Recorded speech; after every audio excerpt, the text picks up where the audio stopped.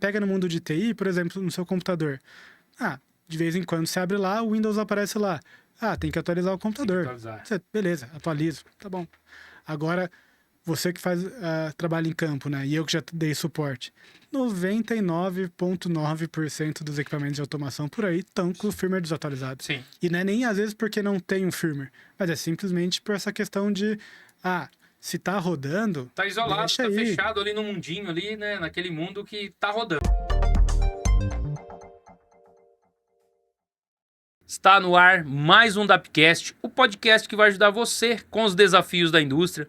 Meu nome é Dario Pereira, eu sou o diretor aqui no Grupo Dap Engenharia e hoje está conosco aí o Thiago Scalon, da Vago, engenheiro de aplicação aí na divisão de automação. Fique à vontade, Thiago, para se apresentar para o nosso público. Bom, prazer, Dário. Obrigado por me convidar aqui para o podcast. E bom, como você apresentou, meu nome é Thiago Scalon, eu sou formado em Engenharia de Controle e Automação e hoje atualmente eu trabalho na Vago Brasil como engenheiro de aplicação voltado para a parte ali soluções de automação. Bom, bacana, Thiago, você estar aqui no Dapcast com a gente. Fiz o convite aí pelo LinkedIn, né? E aí a gente já teve contato no passado, né? Sim. E você que relembrou isso aí. É muita gente, né, cara? A gente conhece na jornada aí, na trajetória profissional e a gente passa de empresa para empresa e às vezes conhece a pessoa e não se recorda ali na hora, mas depois eu me lembrei de você aí, que é a parte da Mitsubishi e tudo mais, né? Você chegou até a vir na DAP aí.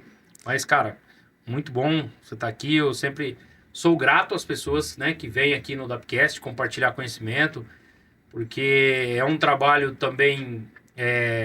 Gente, só para vocês saberem, aqui, né, eu dou o meu tempo, ele também está doando o tempo dele, então a gente vem aqui contribuir, tá? Ninguém cobra nada aqui, um do outro, é uma política do ganha-ganha, né?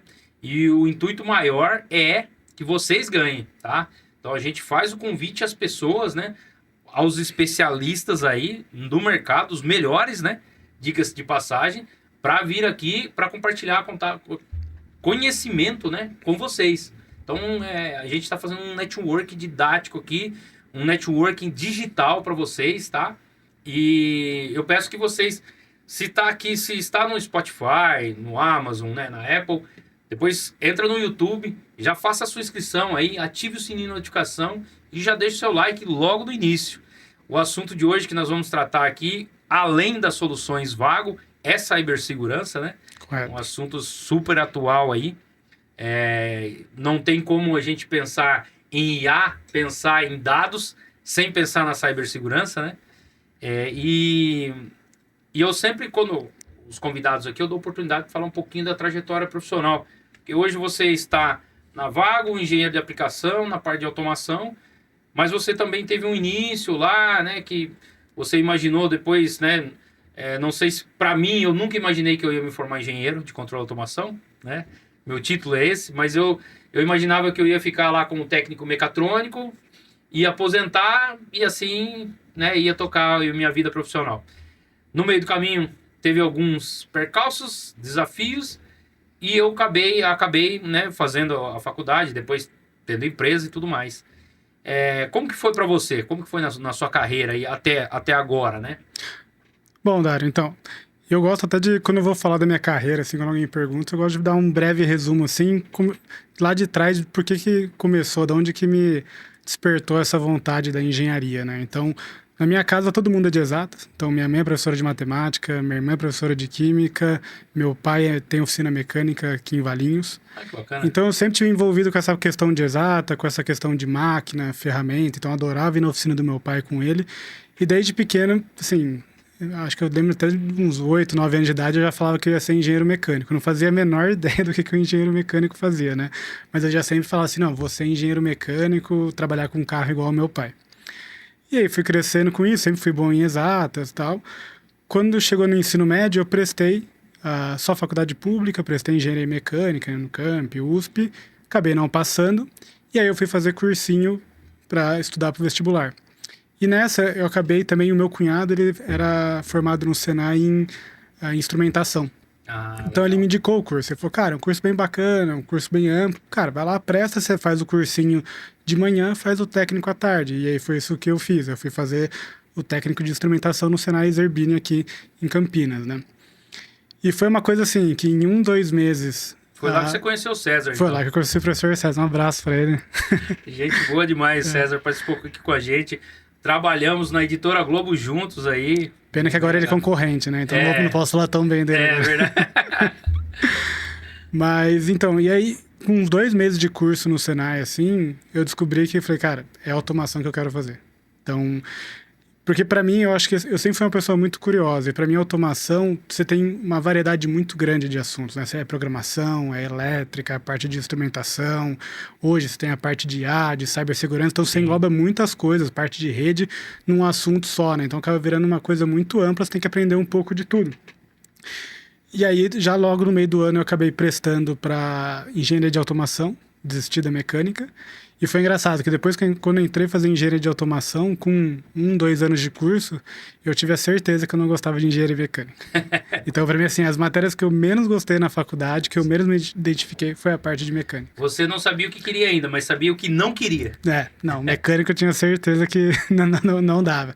Mas a parte de automação eu sempre gostei. Tanto é que, assim, quando foi começar a procurar para fazer estágio, né, fui começar a busca, hoje, por exemplo, na minha sala de 40 pessoas, eu acho que deve ter mais uns 5, 6 que trabalham com automação. Todo o resto foi para banco, logística, consultoria. Mas eu sempre tive aquela ideia assim, cara, eu gosto de engenharia, eu faço engenharia porque eu quero trabalhar com engenharia, eu quero trabalhar com a parte técnica, eu quero ir em campo, eu quero programar. Então eu sempre só foquei em procurar estágios na parte técnica, né, na parte de engenharia. E foi engraçado porque no começo, assim, nas minhas primeiras entrevistas de estágio, eu era péssimo, assim, péssimo mesmo. Tanto que até às vezes eu conto pro pessoal, o pessoal nem acredita. O meu primeiro estágio foi na GE, né? General Electric, na parte de automação deles. Só que até eu chegar na GE, eu tomei 16 nãos em entrevista. Poxa vida. Então eu até brinco que eu falo que a primeira profissão minha foi ser persistência em estágio. Eu fiquei em entrevista, né? Eu fiquei bom em fazer entrevista de tanto fazer, de correr atrás, estudar, perguntar para profissionais da área de recursos humanos, cara, o que é bom falar na entrevista, o que não é, porque às vezes também tem coisas que às vezes a gente acha que, é só lá e falar, né? Mas tem toda uma coisa, né, por trás. Sim, com certeza. Não passou por aquilo ainda, né? Pois é. E aí depois meu estágio na GE foi muito bom. Era na parte de automação da GE, o setor chamava GE Automation, né? Então eu trabalhava com a parte de controladores ali, CLP, com a parte de suítes, supervisório e HM. E na época, boa parte das aplicações era muito voltada para a parte de energia. Então, automação de hidrelétricas, automação de termoelétricas, ou a parte de infraestrutura crítica, né? Data centers, coisas. Então, assim, para mim foi um aprendizado muito grande técnico, né? Porque era todo dia e o legal é que, assim, eu ficava metade do tempo na parte de pré-vendas. Então, eu ia em cliente, fazia apresentação, fazia especificação ali. Então, o cliente mandava ali o que ele precisava para o projeto, eu pegava e encaixava os produtos da GE ali, quantidade de cartões, quantidade de CLPs, o tipo do CLP, e uma outra parte do meu trabalho era a parte do suporte, né? Então também trabalhava com a parte do pós-venda, né? Então suporte ali, atender o telefone, responder e-mail com dúvida do cliente mesmo. Então assim, foi bom para o começo da minha carreira, porque eu tive um pouco das duas coisas, da parte de pré-venda e da parte de pós-venda, né? Porque eu até brinco, às vezes quando a pessoa fica só na parte de pós-venda, ela acaba criando um ranço das pessoas de pré-venda, né? Que fala, pô, esses caras só mentem na apresentação, depois eu tenho que entregar, só né? Manda pra mim aqui. E o cara de pré-venda, às vezes ele vende uma coisa, mas ele também não tem noção do suporte que aquilo vai gerar, né? Então, para mim já foi... Da entrega, né? Como que é ali os processos, né? E Sim. Mais. Então, como eu tive já a experiência com os dois lados, eu sempre pude começar, eu brinco assim, tinha um chefe meu que falava, o pós-venda de uma venda é o pré-venda da próxima. Então, eu levava muito a sério essa questão do pós-venda, mas assim, quando eu ia fazer pré-vendas também, quando eu ia, por exemplo, especificar um produto para o cliente, às vezes eu falava assim, esse produto é mais barato, mas esse outro aqui pode ter um custo mais elevado, mas vai gerar menos suporte para ele lá na frente. O custo-benefício, né? Sim. É melhor para você. A solução é uma solução mais completa, né? Sim, então ter esses dois lados ali faz eu conseguir ter uma visão mais macro e eu posso ali especificar melhor um produto hoje, né? Hoje não estou mais na área de pós-venda, estou na área de pré-vendas, mas toda a bagagem que eu tive do pós me ajuda nisso, né? Então, aí depois da GE, eu acabei ficando uns 3 meses sem trabalhar. Aí que eu conheci o professor César, do Senai. Certo. Então fui fazer curso lá com ele da parte de alambrado, em parte de ali, Rockwell, Ethernet P, Rockwell. essas coisas. E aí ele acabou, na época apareceu uma vaga na Unilever, em Valinhos. Então eu fui trabalhar na parte de manutenção da Unilever em Valinhos. Foi uma experiência rápida, foram apenas 3 meses, mas também foi bacana também para conhecer o lado ali do cliente final, né? Então Sim. também que é um outro ponto de vista. Às vezes a gente vai dar suporte, a gente fala, pô, mas o cara não tá entendendo isso, o cara, e aí você começa a entender que ali no campo, ali pro Outro lado da cliente final, história, né? é outras coisas. Às vezes tem correria, o cara não consegue parar para analisar, é chefe falando, é linha parada. Então, às vezes, o que de repente parece fácil para você sentado aqui na mesa com o telefone ali embaixo do ar-condicionado, pro cara que tá lá escutando você com barulho, com gente falando em cima, é outro 500, né? Então, isso também me ajuda. Depois, quando eu voltei pro suporte pós-venda, me ajudou também a entender um pouco melhor o lado do cliente final, né? Então, Sim. poder ter mais paciência, ser mais assertivo na hora de dar o suporte também. Tem algumas empresas que tem um programa, ele muda de nome, né, de empresa para empresa, mas Calce Meus Sapatos, né, chama. Na verdade, ele é isso que você falou. Ele faz uma... Se eu tenho um setor, eu sou fornecedor de você, certo? E você tem uma certa convivência, tal, mas isso interno, né? Tem um setor, por exemplo, setor de compras. Ele tem vários clientes internos, né? E aí, por exemplo, a operação, né? Tem um cara da operação lá que é um cliente interno. Então, esse cara, um dia no mês, ele vem para trabalhar ali com o cara e fazer algumas atividades ali, para ele ver como que é a realidade, né? Então, por exemplo, você está fornecendo e o cliente sempre está reclamando. É isso que você está falando. Mas isso, dona... Sempre tem as reclamações, né? E quando o cara entende o outro lado, né? Aí ele vê as dores, ele vê isso, ele vê aquilo. Talvez ele possa ajudar numa melhoria de processo, né? E melhora até a entrega. E melhora a comunicação dentro das empresas. Sim. Tem alguns programas que é bacana, cara. Calço meus sapatos. Aí é uma sugestão pra galera aí, tá?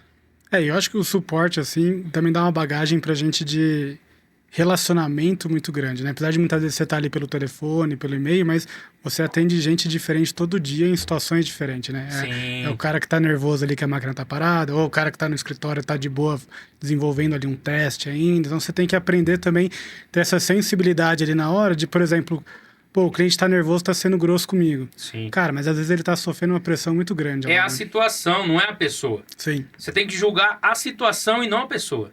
Porque é o que você falou. Se você pegar um cara de manutenção, ele vai te ligar e vai falar, cara, eu preciso dessa peça agora. Não, mas tem o trâmite. Ele fala, não, ele vai falar, eu não quero saber do trâmite, cara. Eu quero dessa peça, eu quero botar a máquina para rodar. Se você for falar com um cara de desenvolvimento, de projeto, ele vai falar, cara, você tem uma amostra aí na sua maleta que eu possa testar aqui e tal. Mas você pode me trazer semana que vem, né? Então, são realidades diferentes, né? E são clientes, são iguais, né? Então, às vezes a pessoa tá naquela situação que o cara de manutenção ele foi ríspido, né? Em alguma situação. Gente, ser ríspido às vezes não quer dizer que o cara tem que ser mal educado, tá? Às vezes o cara falou de uma forma direta, não quer muita conversa. Mais que o cara mais enérgico. O cara quer, pô, se você começa a gaguejar, ele fala, deixa eu falar com o seu superior. Né? Por quê? Porque ele também está sendo cobrado. Ele está sendo cobrado ali. E tenho certeza absoluta que a cobrança dele está sendo muito maior que a sua, né? Porque assim, o cara tá direto ali com a máquina parada, e subiu para gerência de manutenção, daqui a pouco sobe para diretoria industrial. E aí os caras, nossa, cara, eu sou de manutenção, gente, eu sei como é que é a realidade aí. Já sofreu bastante, nossa, já. cara, você pega um terceiro turno aí, cara, e aí não tem peça, aí você espera o turno acabar, né, para você tentar resolver. Geralmente a gente não passava muito turno com a máquina quebrada pro cara, queria passar já a solução, né? Aí você liga pro cara, o cara chega às 7h30, né? Aí, por exemplo, você é o vendedor da Vago lá, pô, tá... E o cara ele tá no terceiro turno, tá inerte, tomou café a noite inteira, a máquina parada, todo mundo chamando ele no rádio e tal. Aí o cara chega devagar, não, então, mas você tem que falar... Não quero saber. O cara já fala, não quero saber, eu quero essa peça, tal. Aí a pessoa fala, pô, mas o cara já chegou assim no serviço? Não, Ele tá ali tentando resolver o problema já, ou às vezes tá de plantão, ligado para ele 2 horas da manhã, né? Saiu da cama quente dele lá para ir atender a máquina. Então é o que você falou, tem que ver a situação e não a pessoa. Talvez a pessoa Sim. uma pessoa excelente, mas o momento ali deixa ela mais apreensiva, né? E até uma coisa que eu não esqueço, que eu escutei de um vendedor na GE que trabalhava comigo uma época, uma vez aconteceu um suporte, assim, que não dava pra resolver. Da forma que dava, não ia ter como resolver, tal. E aí ele falou, cara, liga lá pro cliente, tal. Daí eu falei, cara, mas não vai ter como resolver. Ele falou, não, cara, mas liga. Eu falei, mas o que vai adiantar eu ligar? Não vai resolver. Daí ele falou assim, não, mas é que às vezes ele falou, Thiago, às vezes o cliente, ele não quer que você resolva o problema. Às vezes ele quer desabafar, às vezes tem que ser o psicólogo do cliente. Então, às vezes, cara, liga lá, deixa ele falar mal do produto, sabe? Fala pra ele, fala, puta, cara, verdade, que azar, cara, que aconteceu e não sei o quê. Às vezes você tem que saber escutar. E às vezes eu vejo, já trabalhei com muita gente nessa parte de suporte, às vezes eu vejo que acaba entendendo o suporte muito como só a parte técnica, né? Então, assim, 2 mais 2 igual a 4, e às vezes não é. Então, às vezes a gente tem que saber escutar o cliente, saber, que nem você falou, às vezes o cliente tá num dia ruim também, né? Dia ruim. Então, somente quando você atende o cliente recorrente, pô, todo dia aquele cliente liga lá, às vezes ele é um bom cliente da empresa, porque senão também ele não geraria talvez tanta demanda de suporte, né? Então, pô, às vezes ele tá com um dia que ele acordou ruim, todo mundo tem dias ruins, né? Sim, cara. É o que eu falo. A gente, numa era que se fala muito em inteligência emocional, que se fala muito, né, de cuidados com a saúde aí mental, com tudo, a gente também tem que ter um pouco de discernimento, né, um pouco de resiliência quanto a algumas situações também, né? A gente, é o que eu sempre falo, eu não. Cara, eu atendo N, né, aqui no Grupo DAP a gente atende N clientes aí de diferentes, né, diferentes critérios, né, porque assim, tem a pessoa que quer montar uma máquina, por exemplo, e ela fala assim, não, você desmonta e monta ela para mim, ela rodando daqui um mês tá bom. E tem a pessoa que fala assim, porra, eu preciso que você monte essa máquina, eu já tenho produção para ela para semana que vem. E tem aquele cara que está fazendo adequação NR12 também, de acordo com o cronograma dele está tranquilo e tudo mais. Ele tem, né, as máquinas, as entregas de máquinas por semana. E tem aquele que foi autuado. O Ministério do Trabalho foi lá e falou: cara, você precisa adequar essa máquina em X tempo. Este cara que foi autuado e vai chegar aqui na DAP, ele não vai chegar aqui o mesmo, não vai ser o mesmo discurso daquele que está com tempo. Não vai ser. Tem gente que liga aqui pra gente fazer desmontagem de máquinas, por exemplo, que o cara tá. Ele liga hoje é quarta-feira, ele liga. Quer fechar para sexta-feira. E quer que a gente tenha equipe já disponível. Então você imagina, se eu tenho equipe disponível aqui parada, tô tomando prejuízo, concorda? Sim. Se eu tenho equipe para atender o cara amanhã, eu tô tomando prejuízo. O ideal é que minha equipe esteja alocada. Porque se a minha equipe está alocada, ela está num projeto, a gente está faturando e a roda está girando, certo? Agora, se eu estou com a equipe parada aqui, pronta para atender a pessoa que me liga, pô, eu tô tomando prejuízo. Mas o outro lado não sabe disso que eu tô te falando. A gente volta naquele assunto que a gente falou de calçar o sapato do outro, né? Exatamente, volta naquilo. Ele não sabe.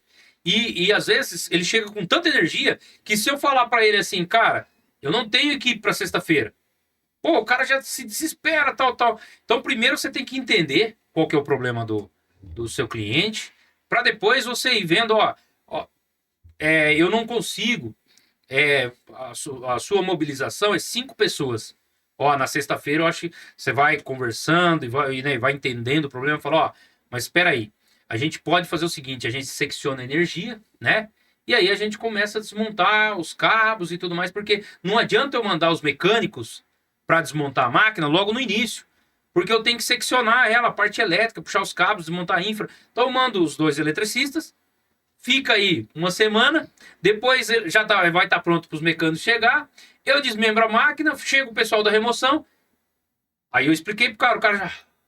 Ele respira assim e fala, não, beleza, tá tranquilo. Agora, se ele chega, eu já sou bruto, falo, cara, você quer desmontar sexta-feira? Eu não tenho equipe.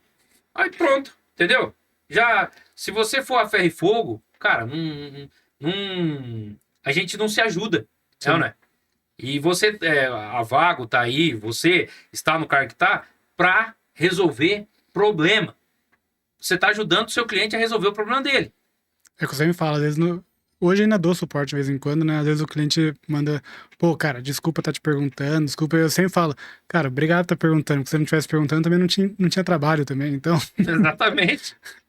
tem que ter É, dúvida para poder trabalhar. Então, é, porque engenharia é isso, é que nem você falou, né? Resolver problema mesmo. exatamente. A gente é pago para resolver problema, cara. A gente é pago para resolver problema. O cara que está nos ouvindo, está nos assistindo e está pensando em se informar ou está se formando em engenheiro, presta atenção. Você vai ser pago para resolver problemas. E você vai ser bem ou mal remunerado pela solução que você entrega e pelo tamanho do problema que você resolve. Tá? Guarda isso. Que depois, quando você estiver na sua carreira profissional, você vai lembrar do que eu falei aqui. E então, cara, o atendimento, que nem você falou, trabalhando pós-venda, hoje eu estou no pré-venda.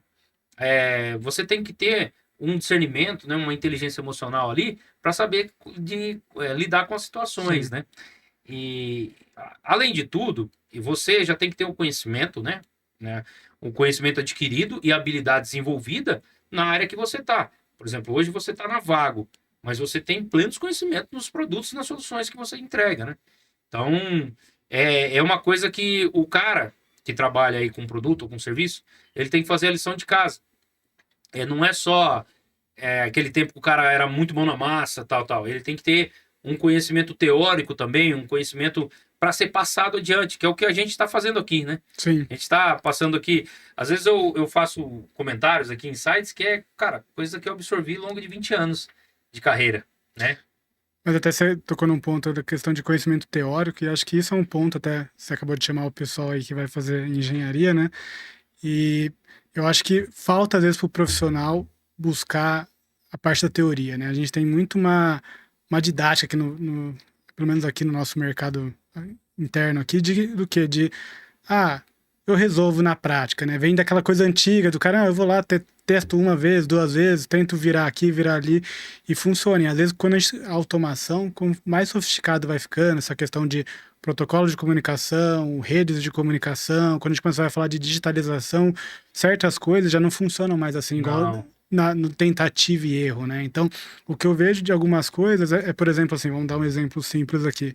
A pessoa vai lá e vai configurar no controlador uma comunicação Modbus, por exemplo. E aí não funciona. E ela fica testando várias coisas. Vou testar mudar aqui, vou testar mudar aqui. Por quê? Porque muitas vezes ela não entende como funciona o protocolo Modbus. exatamente. Então, se você não entender, como que você vai fazer um diagnóstico ali na hora? Então, eu vejo que muitas pessoas, seja por preguiça, seja por outros motivos, ao invés de buscar o conhecimento teórico, pera, cara, o que é um protocolo de comunicação? Como que funciona o Modbus? O que é o código no Modbus? Por que o endereçamento dele é assim? Tenta resolver tudo assim, tenta achar uma receita de bolo. Sim, Só que, por exemplo, que nem você falou, hoje eu trabalho na Vago, eu já trabalhei na Mitsubishi, já trabalhei na GE. Às vezes a forma de configurar alguma coisa, onde você ia, a janela lá no software que você abria para configurar, por exemplo, ali a comunicação Modbus, podia mudar, mas o protocolo é igual nas mesmas. sim. Então as coisas, depois que eu aprendi a teoria dele, é a mesma teoria que eu apliquei quando eu estava na GE, quando eu estava na Mitsubishi e hoje quando eu estou na Vago, né? Então acho que eles faltam um pouco para os profissionais também, eles acabam subestimando um pouco ali a questão do conhecimento teórico, né? Exatamente. Eu sempre falo aqui também, a gente tem uma divisão aqui no grupo da AP que é a NGAC, né? Eu faço alguns vídeos lá e o que eu falo? Gente, aprenda o conceito. Porque se vai mudar, como você falou, Vago, Mitsubishi, tal, tal, tal, o conceito é o mesmo. Então, vou dar um exemplo, gente. Vou dar um exemplo aí. Acabou de falar da rede Modbus. Se você tem, né, é claro, vai ter as particularidades de cada fabricante. Mas se você vai configurar uma rede Modbus ou Profinet ou qualquer que seja, no Vago, Mitsubishi ou qualquer que seja, o protocolo é o mesmo. Sim, As informações são as mesmas, certo? O que vai mudar? Característica do produto, né? Que você vai ter que dar uma olhada ali no manual, mas se você tem um conceito, isso vai ser muito mais rápido do que você ficar tentando. sim. Tentando. E aí, o que acontece muito? Eu já trabalhei muito com manutenção, cara, e quando você pega uma pessoa que ela. Como a gente falava que fica queimada, tá? Queimada com o operador. Por quê? Ela vai, mexe numa coisa, tá, a máquina para de novo. Aí chama o cara. Daqui a pouco, entendeu? Por que que o cara ele tá trabalhando na sorte? Ele tá trabalhando na sorte, ele mexe numa coisa, ele não sabe nem se for mecânico ou elétrico ou eletrônico, tá? Ou de automação, não importa o que for. Ele tá mexendo naquilo e dependendo da sorte, entendeu? Ele não sabe o conceito. Porque se ele soubesse o conceito, ele ia ali na raiz do problema e já ia consertar. Ia demorar mais? Talvez, cara, demorasse muito mais que o cara que fez uma gambiarra ali, um recurso técnico e pôs para rodar. Ia demorar muito mais. Por quê? Porque às vezes o negócio é mais crítico, né? Às vezes tá dando uma falha lá, aí o cara vai lá e dá um reaperto no conector. Por sorte, cara, tava carbonizado e volta, né? Volta a rodar. Mas daqui a pouco dá problema de novo. Aí, às vezes é o terminal, às vezes é interno no componente, não sabe, né? E o que acontece muito, que as pessoas de manutenção hoje, elas se queimam muito fácil, por causa do conceito. Sim. Ela não tem o conceito, e aí ela fica mexendo nas coisas, mexendo, e tem aquela famosa rádio peão que a gente fala, né? Então o cara que é de manutenção sabe do que eu tô falando. É a comunicação mais rápida que tem. Muito mais rápida que o Profinete. Cara, o que acontece? O cara tá trocando de roupa no vestiário, tá o outro operador entrando no turno, às vezes o cara atrasou, falou, pô, cara, tem um mecânico lá que eu falar pra você, aquele lá, você já sabe o nome. Pô, mexeu na máquina, a máquina tá uma porcaria hoje, você vai ver, cara. Aí, beleza, aí daqui a pouco esse passa pro outro, passa pro outro. E aí o que acontece? Acontece isso com eletricista, com todo mundo, tá, gente? Com instrumentista. A pessoa tem que ter o conceito, e eu sempre falo, tem que absorver o conhecimento. Você vai lá no curso, né, como você foi no Senai Zerbini, tudo. Você vai na faculdade, você vai absorver o conhecimento. Com o conhecimento, você tem que praticar. Quando você sai, é que nem aspirante, gente, aspira. Quando o policial sai do treinamento, né, aspira. Quando a gente sai da faculdade, a mesma coisa, você é graduado. Você está graduado, mas está pronto para aprender, né? Está pronto para aprender em um setor específico. É isso. Sim. Você tem a base, é a mesma coisa, curso técnico e assim por diante. Você pode ficar especialista? Claro, mas depois que você praticar o que você absorveu como conhecimento. Quando você começar a absorver, como você foi para uma área, teve outros que foram para outras áreas, né? Quando ele chegar naquela área, ele vai absorver o conhecimento específico daquela. Por exemplo, manutenção. O cara que é engenheiro de automação, ele pode trabalhar com desenvolvimento de projeto, pode trabalhar na manutenção, certo? Ele pode trabalhar com instrumentação, pode trabalhar com N tipos de setores e áreas, né? Mas quando ele entrar naquela área específica, ele vai desenvolver, ele vai aplicar o conhecimento, aí ele vai desenvolver habilidade. E é aí que tá o X. Quando ele desenvolver habilidade, ele já vai ter o conceito. O profissional, gente, o profissional técnico, o engenheiro, o técnico, o de manutenção, o que for, quando fixa o conhecimento, a gente tem um HD muito potente mesmo. Sempre cabe mais alguma coisa, mas quando ele fixa o conhecimento, é aquele cara que é piloto de Fórmula 1 e você fala assim, porra, essa corrida aí como se fosse o Ayrton Senna e chovesse. Fala, porra, vai ganhar, entendeu? E é assim, com manutenção é a mesma coisa. O cara absorve, quando ele fixa o conhecimento mesmo, desenvolve a habilidade, cara, aí vai de vento em popa. Mas se o cara continua agindo na sorte, aperta aqui, aperta ali, faz assim, cara, não vai. É que nem aquele eletricista que chega na sua casa e ele chega olhando, abre os quadros e tal. Nem o multímetro ele já tá na mão, né? Você vê ele lá e fala, pô, cadê o seu medidor? Ah, não precisa, eu só vim dar uma olhada. Mas dá uma olhada, eu tô com um problema, né? Eu não quero que você dê uma olhada, eu quero que você já faça a corretiva, né? Então, tem diversos tipos de profissionais. E a gente tem que... Eu acredito muito que a gente tem que ser aquele profissional que faça a diferença. Profissional detalhista. Então, o conceito, cara, tem que estar enraizado mesmo ali, porque senão, cara, vai ser só na sorte mesmo. Eu acho que pro profissional, várias áreas, mas falando da minha área, da parte de automação, eu acho que hoje uma das habilidades mais importantes é simples, é saber encontrar onde buscar a informação. Exatamente. Então eu me lembro muito quando eu estava fazendo estágio lá no começo na GE, e eu fazia parte lá da engenharia de aplicação também. E aí, pô, estagiário, os caras passavam lá, tenta resolver esse suporte, tenta especificar isso aqui, depois a gente corrige e tal. E às vezes eu tentava, e eu tive sorte porque assim, as pessoas que trabalhavam comigo lá, elas souberam me encaminhar. Então, assim, quando eu perguntava alguma coisa pra elas, cara, como faz isso aqui? Eles falavam, olha no manual. Não, mas, pô, ele sabia de cabeça, mas ele falou, não, cara, olha no manual. Deixa Eu de ser lembro até, preguiçoso, vai lá é, e busca informação. e até eu lembro engraçado que um dia eu peguei o manual, era pra pesquisar alguma informação simples, olhei o manual, tá, não achei. Aí eu falei pro cara, cara, não tem no manual. Ele falou, tem, olha de novo, estagiário. Eu falei, cara, não tem. Olhei de novo. Falei, cara, não tem. Ele falou, cara, eu tô falando pra você que tem, você vai passar vergonha. Eu falei, não, não tem. Daí ele, vem cá. Ele puxou o computador, eu tava no PDF aberto do manual, ele deu um Ctrl F ali pra pesquisar, botou a palavra-chave que eu tava procurando e tinha. Então, assim, mais do que você também ter o conhecimento, é você saber. Se você sabe pegar um manual e, cara, deixa eu dar uma olhada aqui, deixa eu ver onde que eu acho. Por exemplo, né? Tava comentando, depois eu fui para o Unilever, depois eu fui para Mitsubishi. Quando eu entrei na Mitsubishi, a Mitsubishi tem parte de servoacionamentos, de inversor, de robô. E era uma parte, eu trabalhava com a parte de CLP, HM supervisório e a parte de switch. Essa parte dos drives, de servoacionamento, eu não tinha, assim, tinha aquele conhecimento teórico da faculdade, Sim. mas bem raso ali, nunca tinha programado um. Cara, você pegava o manual e olhava bem o manual e ia seguindo passo a passo do manual, o básico ali da parte de inversor, de servo, você faz, entendeu? Faz. Mas você tem que pegar e olhar. Imagino que com você já deve ter acontecido comigo, principalmente que sempre trabalhei na parte do fabricante. Quantas vezes você mandar o manual pro cliente e falar, cara, tá no capítulo 5. Tem 10 páginas para ele ler. Dá 1 minuto ele te fala, não resolveu. Só, cara, mas não deu tempo de você ler as 10 páginas nesse 1 minuto que você me Exatamente. falou, entendeu? Cara, principalmente você falou de servoacionamento, inversor de frequência, drive, cara, servomotor, mas o servodrive, né? Cara, tem muita coisa no manual, tem muita coisa. E as pessoas, elas passam em branco, sabe? Faz uma coisinha, já liga. Cara, isso é comum, né? A gente fez alguns conteúdos aqui também sobre o inversor, inclusive o A800 da Mitsubishi. Cara, tem muita coisa naquele manual.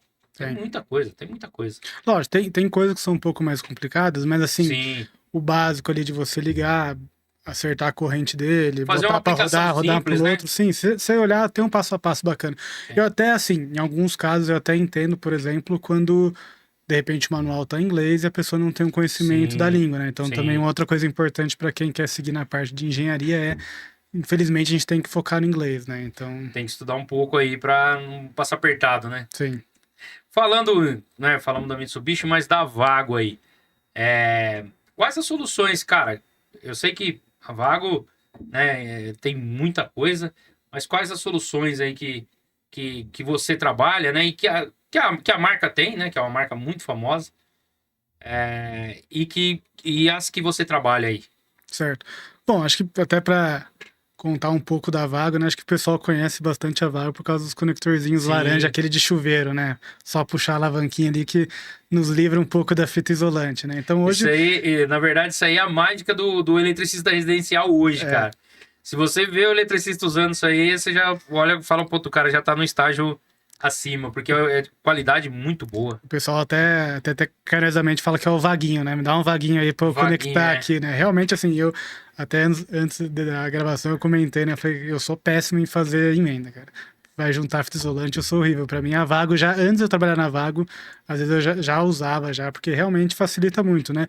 E a Vago é Facilita. muito conhecida por esses conectores, né? A gente encontra em qualquer loja de elétrico, o pessoal coloca no chuveiro, mas a Vago não é só isso, né? Então, a Vago, só para contar um pouco, a Vago é uma empresa alemã, então começou lá em 1951 com a patente da conexão à mola. Então, esse conectorzinho nosso da Vago é uma conexão à mola, né? Que a gente fala que é diferente ali do parafuso, quando você aperta o parafuso para segurar ali o fio no lugar, né? Então tem uma mola que eu abro essa mola, coloco ali o fio, essa mola fecha, ela fica segurando ali, pressionando o fio, né? Então traz diversas vantagens ali, a questão de, por exemplo, quando a gente tem 20 parafusos ali para apertar. Se você botar 10 pessoas diferentes, provavelmente cada uma vai dar um aperto diferente. Uma pessoa vai apertar muito, uma pessoa vai apertar pouco, uma pessoa vai apertar os primeiros no dia, ele aperta forte, depois já Sim, chegando sim. na hora do almoço já começa a apertar mais fraco ali os parafusos. Então você perde o padrão, você tem a questão, né, da velocidade. Então a Vago começou já com essa questão da conexão à mola lá em 1951, né? E depois foi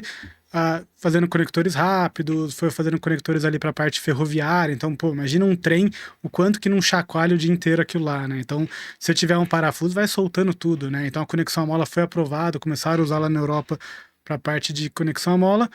E aí a Vago foi indo para outras coisas, né? Então, tem hoje a parte de bornes, né? Então, a gente tem ali 3 modelos hoje de bornes, que todos eles são push-in, que push-in é aquela questão de eu posso inserir o fio sem precisar de uma ferramenta, né? A gente chama em campo borne de pressão, né? Isso. A maior parte aí do pessoal que tá assistindo que é de campo vai falar, tem o borne parafuso e tem o borne de pressão, que é aquele que você põe a chave, esse aqui, gente, ó, que você, né, esse aqui é de alavanca, mas esse aqui, que é o botão, comum, né? Isso. Você põe a chave, né, e aperta e ele vai abrir o borne e você...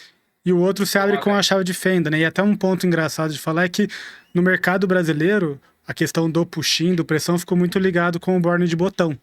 Mas, na verdade, o nosso borne padrão, que é sem botão, ele também é push-in também. Ele também é borne de pressão. Você também consegue fazer a inserção. Se for um cabo com terminal ou um cabo rígido, eu também consigo fazer a inserção também. E aí, para soltar, eu encaixo a chave ali nele, a chave de borne e tiro, né? Mas tanto o botão como o outro também são push-in.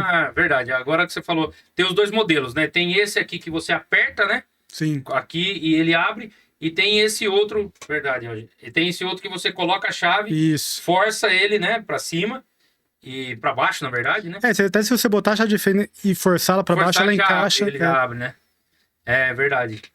E eu gostei desse aqui, né? Esse cara alavanca? Aqui, esse cara aqui, ó, já tem a alavanquinha, né? Aí você coloca. Esse é muito fácil. Esse pra alguma coisa em campo ali que você precisa. Um sensor, alguma coisa que de vez em quando você precisa trocar, precisa fazer a substituição, ele realmente, assim, é muito fácil, né? E é muito fácil e muito intuitivo, que é uma alavanca. Você puxa a alavanca, puxa a alavanca. Esse aqui é muito bom, cara. Gostei bastante. Então a Vago foi com essa parte dos bornes e ela foi evoluindo ao longo do tempo também. Então depois lá para 1995, a Vago começou a fazer a parte aqui da parte das remotas, né? Então essa parte de módulos de I/O, a Vago ainda não tinha a parte de CLP, só que ela fabricava módulos de I/O para outros fabricantes, né? Então, todas as conexões dos nossos módulos aqui também são a mola também. Esse cara amarelo é o de segurança? É o de segurança. Então, que bacana. Hoje aqui na remota Vago, então assim... Mas ele já, a construção do hardware dele já é redundante, então... Sim, ele já tem entrada, por exemplo, já tem entrada dupla. Sim. Tá. O que a Vago começou a fazer de diferente, principalmente nessa época, em 95, é o quê? Quem é mais velho de automação, né? Eu não sou tão velho assim, mas já escutei falar que as grandes marcas ali tinha muito aquela questão de ter a solução proprietária dela. Então ela usava os próprios protocolos de comunicação, fazia uma solução fechada. Como a Vago foi entrar ali no mercado em 95, a Vago falou, opa, ao invés de eu ir pelo mesmo caminho de vou fazer meu próprio protocolo, fazer minha solução fechada, por que eu não faço soluções que eu encaixe nos outros fabricantes, né? Então, vou fazer, por exemplo, a remota. Então, hoje a Vago tem remota Profinet, Profibus, Ethernet IP, DeviceNet, Modbus TCP, Modbus RTU, EtherCAT, BACnet...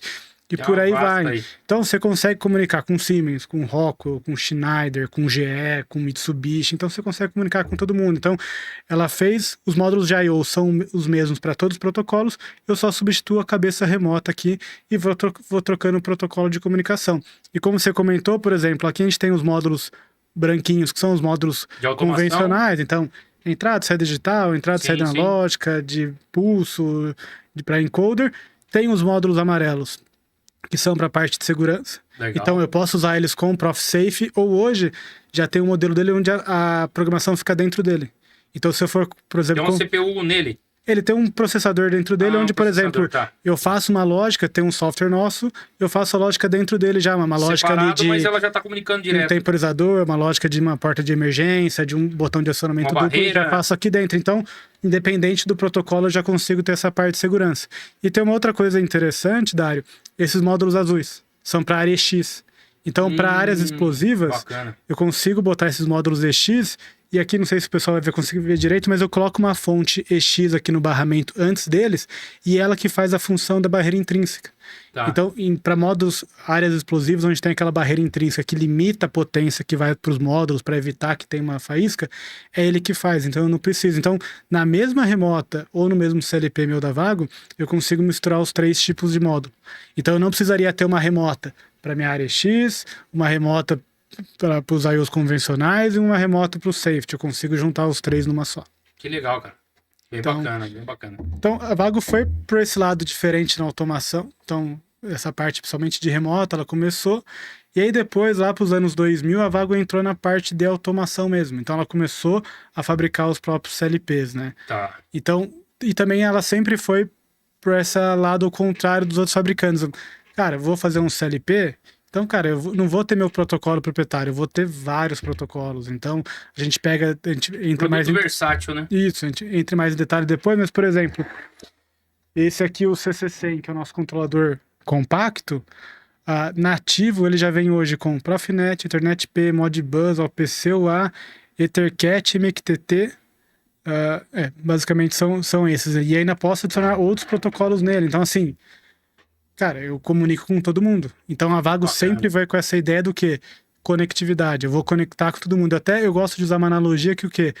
A Vago, a gente faz várias peças para encaixar no quebra-cabeça dos concorrentes. Sim. Então, o concorrente deixa um espaço ali, por exemplo... Integrar um com o outro. Sim. Você que trabalha com parte de manutenção, né? Imagino que já deve ter pegado vários sistemas antigos, onde, por exemplo, o cara tem um CLP antigo da marca X e tem um CLP da marca Y e não se comunicam de jeito nenhum. Sim. Não tem o mesmo protocolo. Então, muitas vezes, o controlador da Vago, a gente não usa ele só para a parte de controle, mas a gente usa ele também para essa parte de... Posso usar ele como um gateway de protocolos. Então, pego um controlador compacto desse e coloco, por exemplo, ele vem com duas portas, coloco uma porta ali no Ethernet IP, uma porta no Profinet, ou uma porta no Modbus e uma porta no OPC UA, por exemplo, ou no MQTT. Então, eu consigo fazer esse gateway de protocolos ali também, né? Que bacana, cara. Que bacana. E aí, você tem o desenvolvimento aí da Vago, né, para a parte de CLP e tudo mais, mas um assunto bacana também que inclusive a gente falou antes, né? Onde que entra aí essa conexão de você estar aí já estudando e já tá rodando essa parte de cibersegurança, cara? Bom, como eu falei, a questão de conectividade, quando a gente fala de conectividade hoje, que a gente começa a trazer essas questões de indústria 4.0, digitalização, então o que a gente basicamente tem acontecido no mundo da automação nos últimos anos, né? A gente saiu de vários sistemas isolados, sistemas que a gente falava muitas vezes que eram ilha de dados. Então ali você tinha uma máquina ali rodando, você não conectava, não trazia nenhuma informação dela, você simplesmente ali fazia o programa, vai comandar minha máquina, vai rodar ali os servos, vai produzir meu produto e beleza. Mas você não tinha ali dados para saber, cara, eu tenho duas máquinas iguais, elas estão produzindo igual? Qual que é a diferença de uma para outra? Ou então foi crescendo muito essa questão que a gente fala hoje de indústria 4.0, que é, vamos dizer, basicamente, a grosso modo, conectar tudo, né? Então, tinha um inversor que rodava só com comunicação via I/O. Hoje é via comunicação Ethernet, por exemplo, ou serial. Sim. Eu tinha servos que estavam rodando ali sozinho. Hoje é tudo via rede. Então, eu tinha sensores que hoje tudo via rede também, por exemplo, via rede IO-Link, via rede que seja um Modbus, alguma coisa assim. Então, a gente vai trazendo todos esses equipamentos para a rede, para conectar. Com o intuito do quê? Com o intuito de coletar dados, pegar todos esses dados e hoje, conforme você vai evoluindo nessa questão da digitalização, o próximo passo é você enviar esses dados para quê? Para um banco de dados ali na parte que a gente fala do TI, né? Sim, mandar para uma questão de gerenciamento nuvem, de produção, né? MES, mandar para a nuvem. E aí que você começa a criar o problema que a gente entra na parte da cibersegurança. Por quê? Se a gente veio de sistemas que antes eram isolados, a gente não tinha essa preocupação. Ele não ia conectado na internet, ele não tinha essa porta de abertura para um possível ataque, né? Então agora todo mundo quer conectar. Uma porta sem uma chave, né? Sem uma tranca, né? Então a cibersegurança seria a tranca, né? Sim.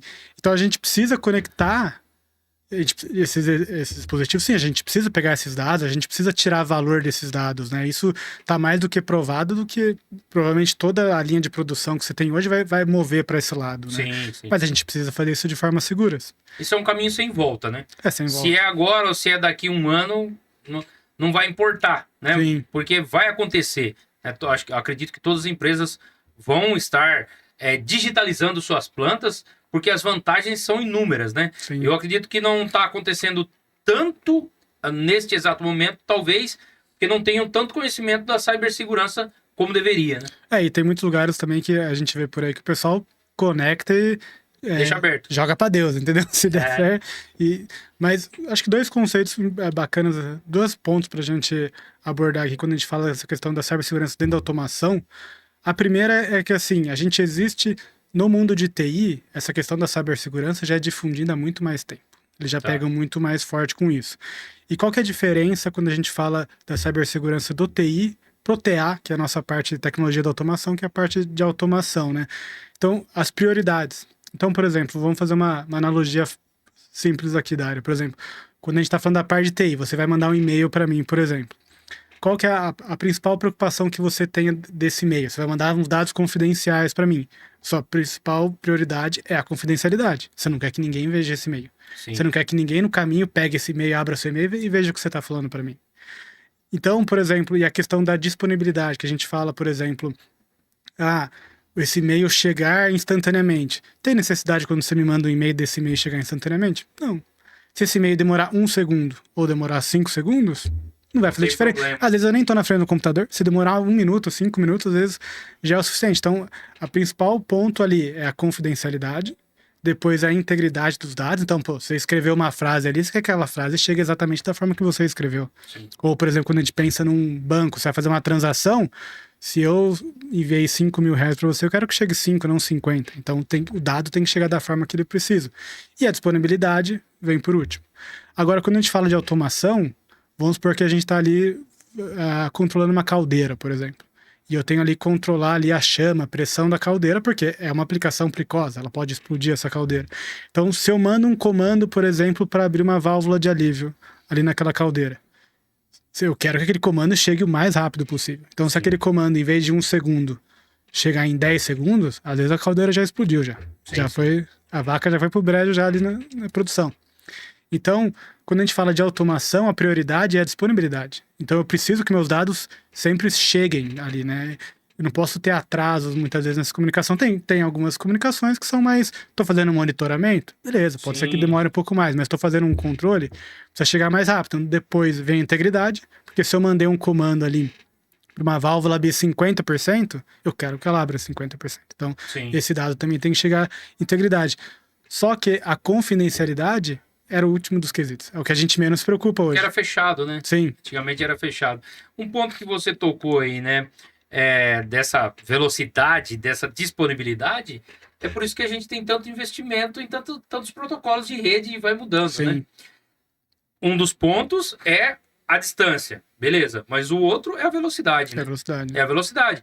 Porque se você tem uma rede com uma velocidade um pouco mais baixa, vamos dizer, posso usar um Modbus, posso usar um outro. Se eu tenho uma coisa mais, né, tem que ser um Profinet, um Ethernet, algo do tipo um pouco mais rápido, né? Mas que de proteção de dados, acho que em geral todas elas são boas, né?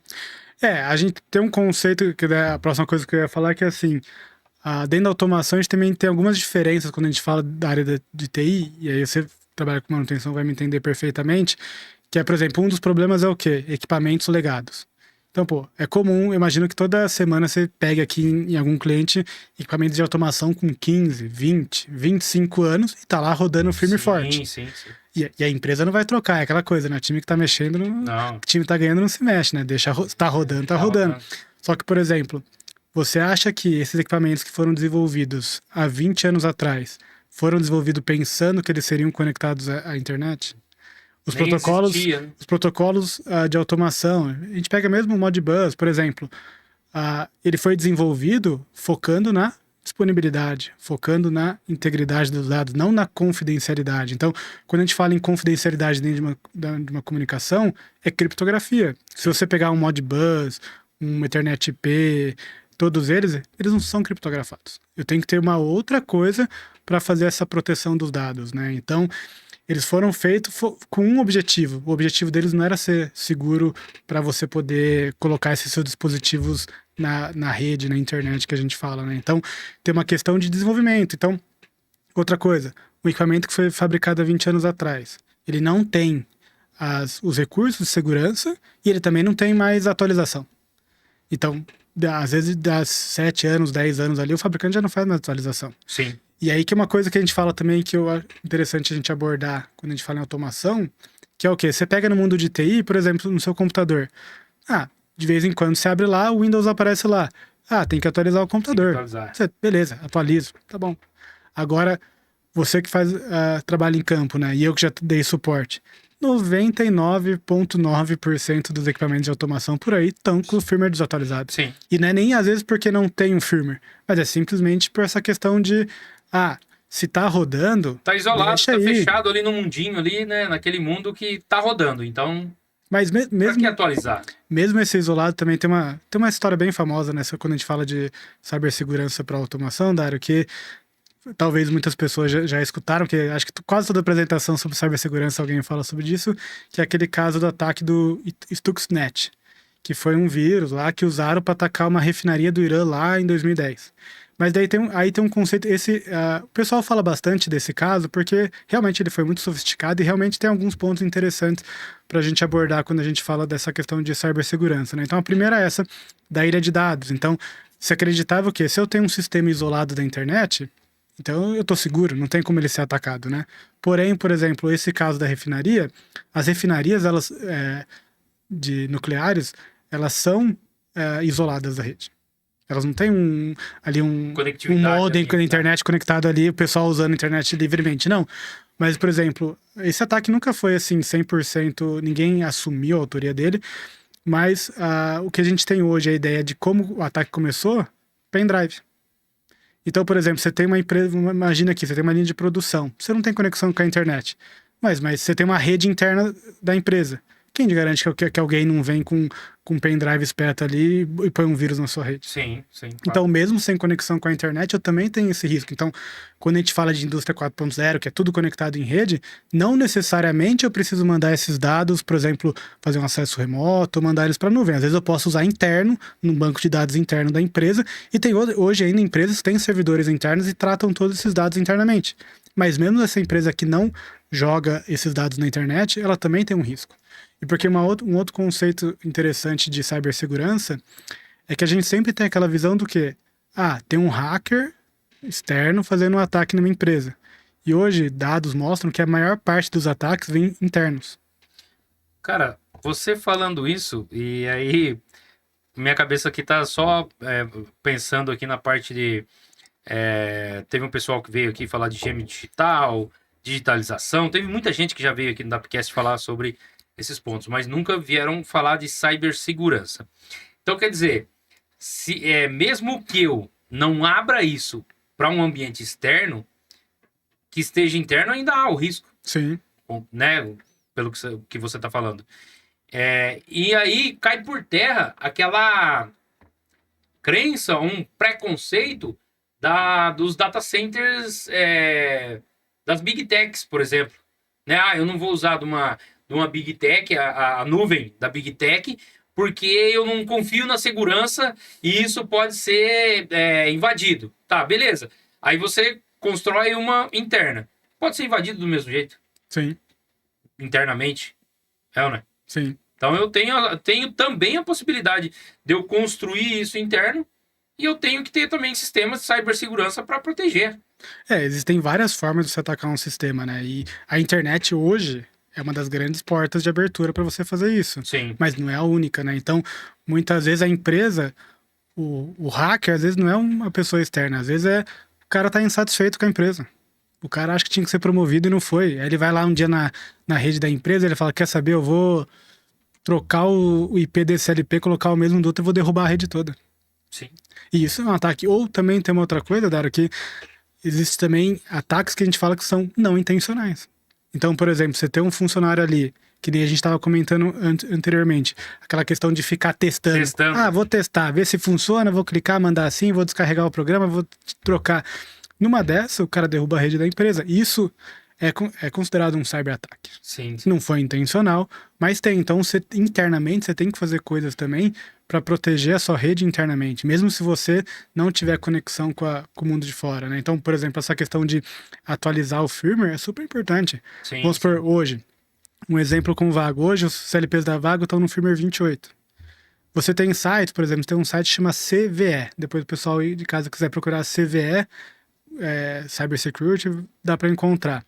Nesse site, eles colocam relatórios sobre ataques, sobre vulnerabilidades, seja no Vago, seja no Siemens, seja no Rockwell, no Schneider. Sempre que um fabricante acha uma vulnerabilidade, o certo é ele reportar para esses órgãos, né? Então tem lá, vulnerabilidade no controlador da Vago. Só que é interessante, se você entrar nesse site, você vai ver lá várias vulnerabilidades. Por exemplo, essa vulnerabilidade, ela acontecia até o firmware 22, até o firmware 23, 24, 25, 19. Então, muitas vezes, se eu apenas tiver uma rotina de, cara, vamos checar se tem firmware novo do CLP, vou lá atualizar ele. Ah, mas tá rodando, tá funcionando. Cara, mas atualiza, entendeu? Tem coisa nova, não é que você vai usar uma função nova, mas se você pegar lá o relatório do firmware, que geralmente tem ali um documento dizendo o que foi feito, às vezes a maior parte das coisas que foram feitas em firmware hoje em dia é correção de vulnerabilidade de segurança. Tá. Então, se eu não atualizo, é igual o Windows. Deixa o Windows sem atualizar ele 10 anos. Você vai ficar cheio de vulnerabilidade no computador. Sim. Deixa eu te fazer uma pergunta. Então, se eu tenho o Vago lá, beleza, e eu tenho uma versão anterior, e aí você tem um firmware, né, para atualização e tal. Esse firmware, na Vago, tá? Não estou falando de outros fabricantes. Ele tem a possibilidade de ser atualizado sem mexer em hardware? Ou chega um ponto que eu não tenho mais condições? Eu tenho que fazer uma atualização de hardware para fazer essa atualização de firmware. Entendi. Quando você pegar os produtos mais antigos, uns bons anos atrás, isso já chegou a acontecer de alguma coisa ou outra, mas hoje, basicamente, ali dos últimos... Os produtos que a gente tem hoje aqui, os controladores, não tem esse problema, não. Então, por exemplo, você comprou um Vago hoje, sai uma atualização de firmware daqui de 2 anos, você pode só lá fazer a atualização direto, sim. E a atualização é gratuita, você baixa lá no site, pode fazer via cartão SD card, pode fazer pelo computador um cabo de rede, mas você faz ali a atualização dele e você acaba tampando essas vulnerabilidades, né? Tá. Pessoal, para quem está nos ouvindo, né, e nos assistindo, alguns esclarecimentos aí, me corrija se eu estiver errado. A parte de cibersegurança, gente, é a segurança dos sistemas cibernéticos aí, da parte de dados, tá? Então, cibersegurança que a gente está falando até agora. Vou esclarecer para o pessoal, porque tem pessoal que não está familiarizado com os nomes. Quando a gente fala de hardware, é a parte física, dentro, as placas e tudo mais, que está ali, tá? Quando a gente fala de firmware, é a parte de software, né? Sim. Que é a atualização do software que está rodando ali dentro, tá? Para rodar o software, eu tenho que ter o hardware. Eu tenho um meio físico ali, né? Onde vai rodar o virtual, que é o software, tá bom? Então, o firmware é como se fosse ali, para o pessoal entender um pouco melhor, a questão do Windows, né? Isso, exatamente. Então, sai a atualização do o Windows. operacional ali. Isso, e qual o firmware também do controlador também sai, porque às vezes... Também, da mesma maneira, às vezes tem um CLP nosso, vamos supor, uma linha de CLP que tem 10 anos, por exemplo. Quando ela foi feita 10 anos atrás, às vezes tinha alguma função ali de, por exemplo, conexão com a nuvem. Talvez não tinha ainda. E aí, a partir do momento que você colocou essa função, de repente, essa função pode trazer algumas vulnerabilidades para o controlador, que daí precisa ser corrigida via firmware. E às vezes também, o que acontece muito nesse ramo da cibersegurança é que muitas vezes, por exemplo, existem empresas, por exemplo, que fabricam firewalls, que fazem testes, e às vezes elas acham uma vulnerabilidade, por exemplo, no controlador do fabricante, e ela reporta para o fabricante lá. Então aí o fabricante fala, pô, isso aqui eu não tinha, realmente essa vulnerabilidade eu não tinha visto, então eu vou lá e vou tampar essa vulnerabilidade. Um ponto em questão aí que, vamos falar, a gente está falando de cibersegurança para o Vago, então eu tenho um dispositivo Vago lá, eu tenho as garantias e tudo mais, eu tenho, né, a parte de firma e tudo mais. Mas também existe a rede, né? Sim. A rede interna que tem outros dispositivos conectados ali, né? E as pessoas têm que ter esse conhecimento também, que eles também têm vulnerabilidades, se eles estão interconectados via rede, né? Sim.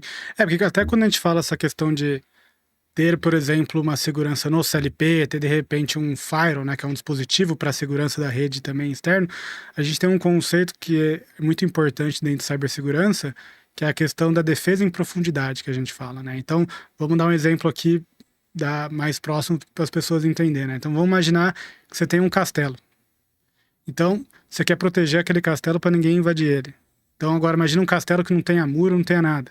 Fica muito fácil você invadir. Agora, por exemplo, eu vou lá e coloco uma muralha em volta do castelo. Ele está 100% protegido? Não, o cara ainda pode botar uma escada e pular, pode jogar uma coisa Ainda por tem cima. riscos, né? Então você vai lá, você vai colocar uma fossa, você vai colocar arqueiros para vigiar o castelo, você vai colocar um portão no castelo. Então, assim, você vai colocando vários dispositivos que você sabe que, assim, a gente tem a gente fala na cibersegurança que nada é 100% seguro. Tudo sempre vai ter algum risco. Mas, por exemplo, conforme você vai colocando barreiras atrás de barreiras atrás de barreiras ali, você vai dificultando esse tipo de ataque. Então, por exemplo, é igual a gente fala, por exemplo, segurança de uma casa. Tem uma casa que tem cerca elétrica, alarme, cachorro e um cara armado. A outra casa tá com a porta aberta. Sim, Qual sim. que você vai escolher entrar? Você vai entrar na que tá a porta aberta. E o cara vai pensar, pô, eu vou ter muito trabalho para invadir aquilo ali e de repente eu vou ter que gastar muito recurso meu. Então você vai colocando várias barreiras para ir dificultando isso. E até uma coisa que, por exemplo, tem pessoas que não sabem é que muitas vezes empresas grandes que têm um setor de segurança muito grande, muitas vezes quando ela sofre um ataque, ela deixa o atacante passando nessas barreiras. Sim. Ela monitora ele, por quê? Porque você monitorando e vendo por onde ele tá te atacando, você consegue descobrir onde você deixou o buraco também, entendeu? E aí você vai arrumando aquilo ali, né? O pessoal, a gente falou muito aqui no Dapcast, gente. Gente, o Dapcast é o podcast da informação sobre a indústria 4.0, hein? Só o pessoal que vem aqui, eu tô ficando especialista já. Mas é assim, o pessoal que veio aqui falou que, na verdade, é um combate, né? Imagina que, por exemplo, o sistema bancário. Ao mesmo tempo que tem um setor de segurança grande, tem várias pessoas no mundo inteiro tentando atacar, tentando derrubar. Então, é o que você falou. Você coloca um cachorro, um muro. Aí o cara vai tentar pular esse muro. Aí você coloca uma concertina lá para o cara não pular, né? O cara que está tentando proteger. Aí ele vai tentar arrumar um jeito de cortar a concertina e pular lá dentro. Então, gente, ao mesmo tempo que eu tenho equipe, eu tenho hackers do mal, vamos dizer assim, no mundo inteiro, tentando invadir o sistema, eu tenho também os caras que são pagos para desenvolver a segurança. Sim. Que é a cibersegurança, que inclusive o Thiago Scalon falou que o cara vai deixando ele passar algumas barreiras, ele pulou o muro, tá, o cachorro pegou ele, então, beleza, então, esse aqui, mas pulou o muro por quê? Porque o muro é baixo, então tem que aumentar o muro. Então eles vão monitorando ali para saber onde ajustar, né?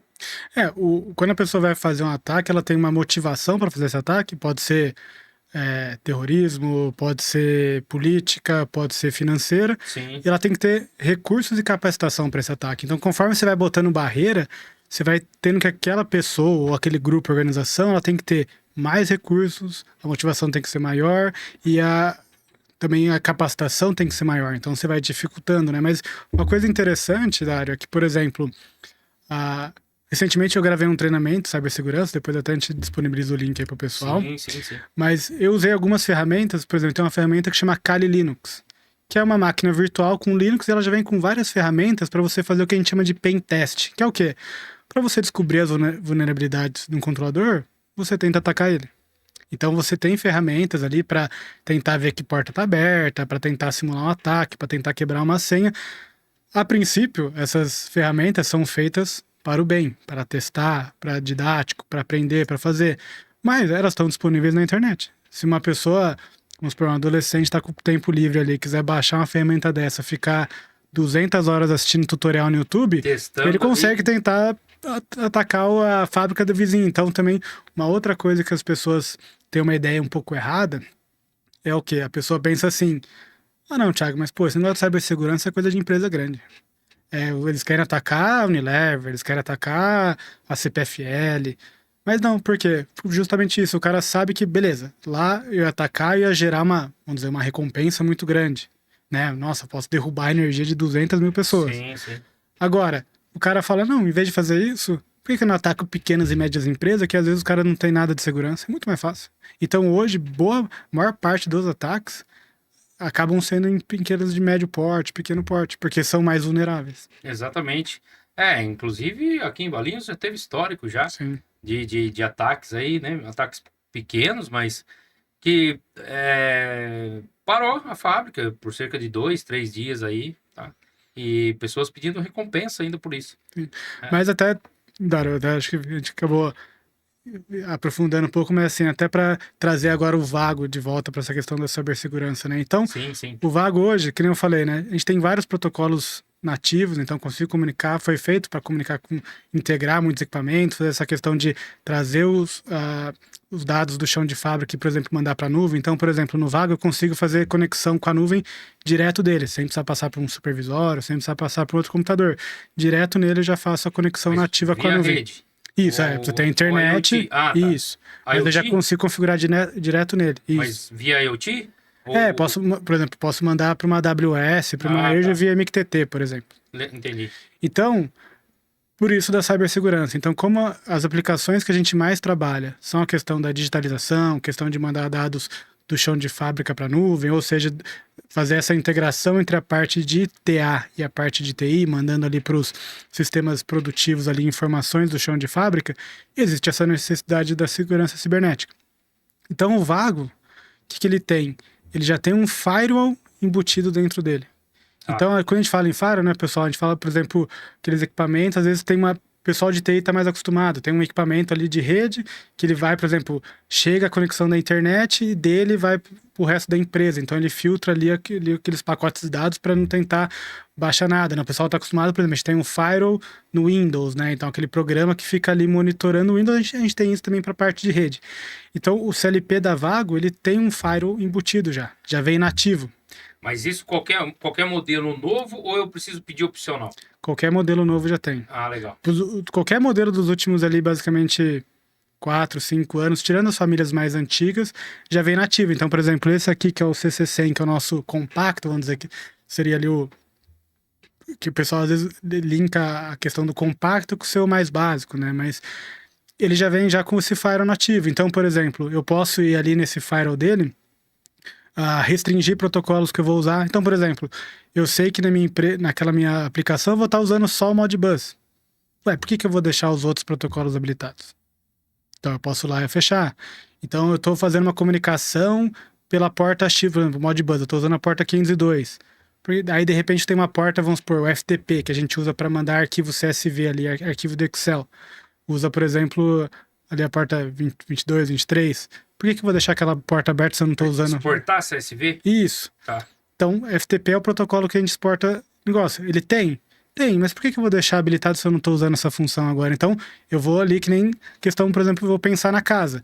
Por que eu vou deixar todas as janelas abertas da minha casa? Eu vou fechando a janela, vou fechando o portão. Então, dentro do firewall dele eu consigo fazer isso. Ou, por exemplo, existe um outro ataque que é muito comum, que a gente chama que é de negação de serviço. Então, o quê? Quando eu vou fazer um ping, por exemplo, do meu computador, eu vou pingar lá um equipamento, por exemplo. Quando eu mando esse ping, nada mais é do que, vamos supor, eu mando uma mensagem dizendo, alô, você tá aí? E o equipamento responde de volta. Sim. Só que para o equipamento responder de volta, ele gasta um processamento dele para gerar aquela pacote de dados e responder. Agora imagina que você bota um equipamento na rede e o que fazem muito hoje, por exemplo, 1000 pessoas pegam o computador delas e começam a pingar esse seu equipamento. Vamos só esclarecer. Você falou do ping, eu lembrei de uma coisa. Gente, vou pedir pro Thiago explicar o ping, porque se você tem vários dispositivos em rede e você não tem o ID dele ou o endereço. Imagina o endereço da casa. Se você não tem o endereço da casa, tá? E aí você tem que pingar, falar assim, você é o Thiago? O endereço seu, tá certo? Explica mais ou menos pra gente aí, basicamente, imagina você ter uma rede, né? Você tem 20 equipamentos conectados em uma rede, né? Quando a gente fala o PIN, a gente tem o endereço IP. Sim. E a gente tem o MAC address, que seria ali o serial, que daí é único para cada equipamento, né? Então, quando eu vou fazer um comando ping também, na rede ali, eu tô tentando achar quem tem aquele IP na rede. Então, por exemplo, eu não sei qual... Eu sei que tem duplo, eu tô conectado num switch. Agora, vamos supor, eu sei que eu tô na porta 1 do switch, mas o equipamento que eu quero falar tá em qual porta, por exemplo. Então eu mando um ping, que é basicamente assim, alô, quem que tá com o endereço IP tal? E aí ele vai responder, sou eu que tô com o endereço IP tal e eu tô aqui nesse endereço aqui. Eu tô aqui, por exemplo, na porta tal do switch, então a gente consegue fechar essa comunicação. Agora, se uma pessoa quer fazer um ataque malicioso, por exemplo, vamos supor, para derrubar um site. O site ele tem o endereço IP dele lá num servidor. Agora, o que fazem? Por exemplo, você junta 50 mil pessoas e fala, todo mundo agora fica mandando ping, fica mandando essa requisição para esse endereço. O que acontece? Ele tem que tratar tantos dados chegando, que chega uma hora que o processamento dele ali da porta de rede dele para. Ah, Então, por exemplo, você tem um CLP ali que está comunicando na rede, você fica mandando ping para ele sem parar de vários dispositivos, chega uma hora que a porta dele, tipo, ele fala assim, tipo, não consigo mais processar tanto dado, ele para de comunicar. E aí você derruba aquela comunicação. Então, por exemplo, dentro do firewall dele, eu consigo limitar se eu aceito ou não ping, ou quantos pings eu aceito por segundo. Ah, eu quero só receber no máximo um ping por segundo. Se vier mais do que isso, os outros você não responde. Então, é uma maneira de você evitar esse ataque. Então, ele também tem esse tipo de funcionalidade. Ou tem também o que a gente fala em firewall, onde eu posso criar regras. Então, por exemplo, eu sei que meu CLP, eu vou estar comunicando com o meu supervisório em Modbus. Eu sei qual que é o IP do supervisório, eu sei qual porta eu estou usando, eu sei qual protocolo eu estou usando. Eu vou lá e crio uma regra. Olha, pro IP, se tiver vindo uma requisição do IP tal, pelo protocolo tal, porta tal, chegando na minha porta de... Por exemplo, ele tem duas portas. Então, chegando na minha porta 1 ou chegando na minha porta 2, ok, essa comunicação eu aceito. Ah, se estiver chegando uma comunicação, por exemplo, ele está mandando um dado para o inversor, por exemplo. Ah, então, se estiver partindo de mim o dado, indo para esse IP tal, no protocolo tal, beleza. Agora, todas as outras comunicações, bloqueia. Então, quando chegar no firewall dele ali, por exemplo, veio um comando Modbus para um outro IP, ele vai rejeitar. E o que a gente falou, às vezes, não é nem um ataque, às vezes pode ser simplesmente uma configuração errada na rede, né? sim, sim, sim. Então ele já tem esse firewall embutido já, então eu consigo ter uma segurança. Então, ou quando a gente fala, por exemplo, de criptografia. Então, por exemplo, eu vou mandar um dado para a nuvem, eu já mando de forma criptografada. E o que é criptografia para o pessoal que está nos assistindo de uma forma bem simples, né? Imagina que você vai mandar um texto, vou te mandar um texto, Dário. Vou pegar uma folhinha, vou escrever uma frase aqui para você e vou te mandar. Se eu jogar essa bolinha de papel e alguém pegar ela no ar e olhar, vai estar escrevi ali, que a gente fala em plain text, que é texto, vamos dizer, texto aberto ali, tá? Sim, sim. Do jeito que é. Você pegou ali, você leu. Agora, o que é criptografar? Vou combinar com o Dário, eu vou falar, Dário, eu vou inverter o A com o E, o B com o C, e inverter essas letras para cá e trocar a primeira com a última. Então, beleza, eu pego escrevo dessa forma e te mando. Se alguém pegar no meio do caminho, aquelas informações não vão fazer sentido. Então, basicamente, isso que é criptografia. Eu pegar essa minha mensagem original, embaralhar ela, aplicar equações matemáticas, aplicar coisas que eu modifique essa a informação, e quando a informação chega para você, como você sabe como eu, vamos dizer, embaralhei essa informação, você sabe desembaralhar.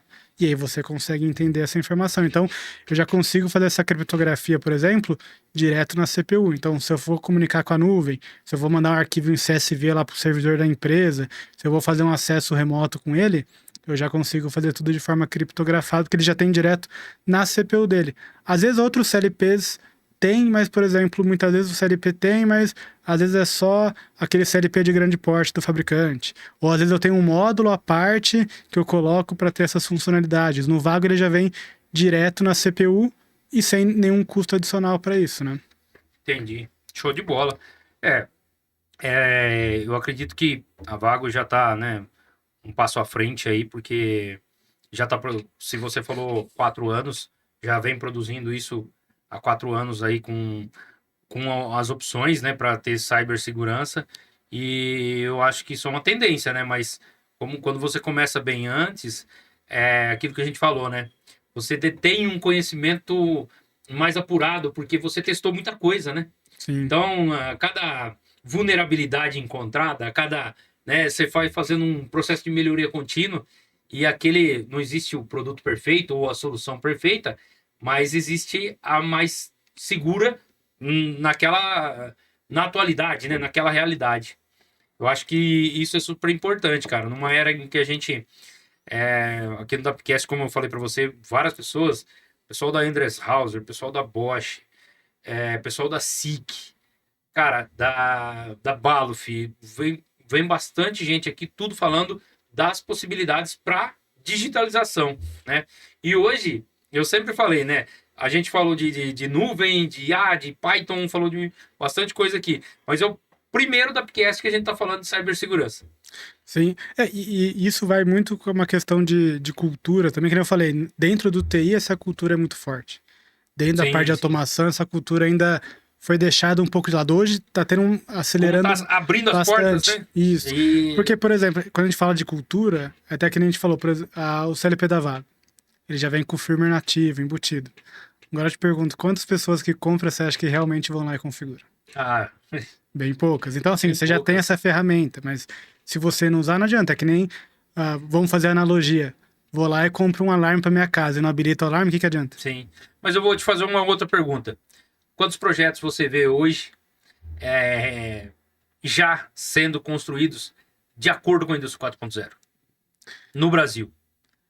Hoje que a gente entra eu acho que hoje que a gente entra naquela questão que a gente falou de equipamento legado. Hoje a gente tem, na verdade, muito projeto sendo modernizado, né? Então, exatamente. A gente vê muita coisa IoT, a gente vê muita coisa IO-Link, né?